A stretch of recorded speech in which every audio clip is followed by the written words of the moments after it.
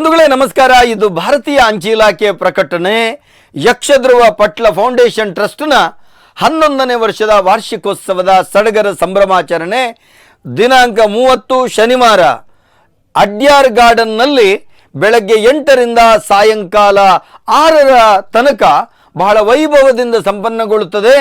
ಸೇವಾ ಯಜ್ಞ ಕಾರ್ಯಕ್ರಮದ ಅಂಗವಾಗಿ ಯಕ್ಷಗಾನ, ರಂಗಭೂಮಿ, ದೈವಾರಾಧನಾ ಕ್ಷೇತ್ರದ ಕಲಾವಿದರಿಗೆ ಮತ್ತು ಕಂಬಳ ಕ್ಷೇತ್ರದವರಿಗೆ ಉಚಿತ ಅಪಘಾತ ವಿಮೆಯನ್ನು ಭಾರತೀಯ ಅಂಚೆ ಇಲಾಖೆ ಮುಖೇನ ಪಟ್ಲ ಫೌಂಡೇಶನ್ ಕೊಡ್ತಾ ಇದೆ.